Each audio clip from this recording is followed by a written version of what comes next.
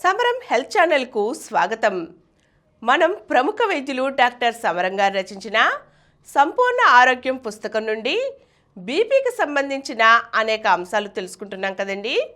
ఈరోజు రక్తపోటుతో రక్తనాళాలు గట్టిపట్టడం గురించి తెలుసుకుందాం. రక్తనాళం ఎప్పుడు మెత్తగా ఉండాలి. వ్యాకోచ సంకోచాలు చక్కగా జరగాలి. అప్పుడే శరీరంలో ప్రతి కణానికి ప్రాణవాయువు ఆహారం అందుతుంది. కొందరిలో రక్తనాళాలు గట్టిపడతాయి. రక్తనాళాల గోడలు మందంగా మారతాయి. ఇలా మారిన రక్తనాళాలు రక్తపోటుకి కారణమవుతాయి. రక్తనాళాల గోడలు గట్టిపట్టాన్ని ఆర్టియోస్క్లెరోసిస్ లేదా ఎథెరోస్క్లెరోసిస్ అని అంటారు. ఈ పరిస్థితికి రక్తంలో కొలెస్ట్రాల్ శాతం ఎక్కువ కావడమే కారణం. కొలెస్ట్రాల్ రక్తనాళం గోడల లోపల తెలుపు పసుపు కలిపిన రంగులో బిళ్ళల రూపంలో అతుక్కుపోతుంది. తెలుపు పసుపు మిశ్రిత బిళ్ళలనే ఎథెరోమేటస్ ఫ్లేక్స్ అంటారు. ఈ ఫ్లేక్స్ ఒక్కొక్కటి 0.3 సెంటీమీటర్ల నుండి 2.5 సెంటీమీటర్ల వ్యాసం ఉంటుంది. ఇలాంటి బిళ్ళలు ఒకదానికొకటి అతుక్కుపోయి పెద్ద బిళ్ళలుగా ఏర్పడి రక్తనాళాలను మందం చేస్తాయి. ఒక్కొక్కసారి వాటిని పూడ్చివేస్తాయి కూడా. మధుమేహం, స్థూలం ఎక్కువగా ఉండేవారిలో కొలెస్ట్రాల్ ఎక్కువ ఉంటుంది. దాని వలన రక్తనాళాల లోపలి గోడలు దెబ్బతింటాయి. ఇటువంటప్పుడు రక్తంలో ఉండే లైపోప్రోటీన్లు, ప్లేట్లెట్స్ అక్కడ అంటుకుంటాయి. అవి ఇంకా ఎక్కువ అంటుకోవడంతో పెద్ద బిళ్ళలు ఏర్పడతాయి. ఈ పరిస్థితే రక్తనాళాల గోడలు మందంగా మారడానికి, వ్యాకోచించే గుణం కోల్పోవడానికి కారణాలు. మామూలుగా కొంత కొలెస్ట్రాల్ అందరి శరీరంలోనూ ఉంటుంది. మెదడు, కాలేయం, మూత్రపిండాలలో కొలెస్ట్రాల్ ఎక్కువగా ఉంటుంది. ఇంతేకాకుండా కొన్ని విటమిన్లు, హార్మోన్లలో కొలెస్ట్రాల్ ఉంటుంది. ఈ రకంగా కొలెస్ట్రాల్ ఆరోగ్యానికి అవసరమే. కొలెస్ట్రాల్ కావలసిన దానికంటే ఎక్కువైనప్పుడు దాని వలన హాని కలుగుతుంది. మాంసాహారం తీసుకునే వారిలో ఆహారం ద్వారా కొలెస్ట్రాల్ శరీరంలో ఎక్కువ అవుతుంది.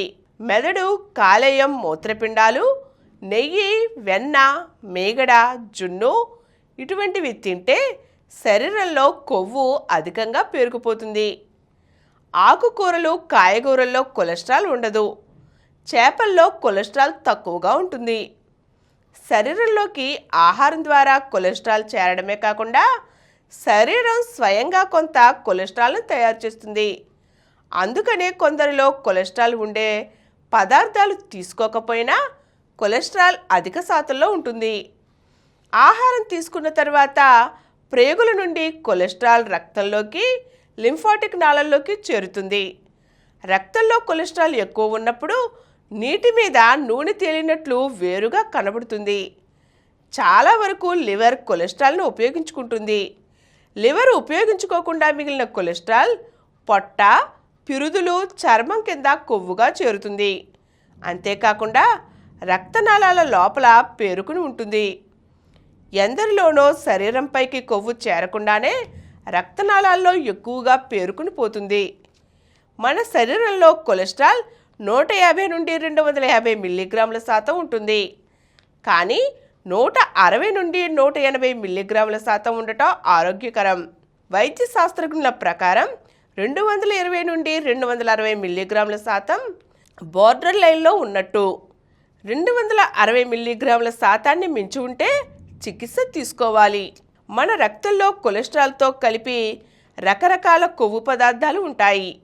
ఇవన్నీ కలిసి 400 నుండి 1000 మిల్లీగ్రాముల శాతం వరకు ఉంటాయి. రక్తంలో ఉండే కొవ్వు పదార్థాలను లిపిడ్స్ అంటారు. కొలెస్ట్రాల్ కూడా ఒక విధమైన లిపిడే.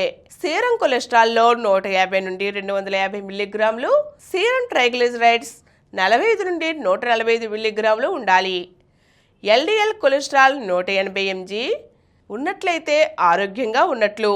అంతకు మించి ఉంటే అనారోగ్యం పాలవుతారు.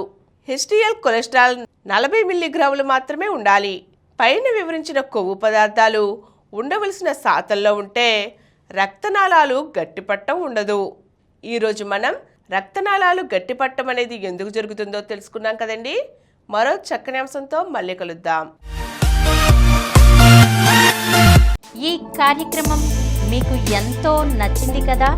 ఇటువంటి మరిన్ని వీడియోల కోసం అనతి కాలంలోనే 20 కోట్లకు పైగా వ్యూస్ సాధించిన సమరం ఛానల్ సమర్పించు సమరం హెల్త్ ఛానల్కు సబ్స్క్రైబ్ చేయండి, లైక్ చేయండి, మీ ఫ్రెండ్స్కి షేర్ చేయండి.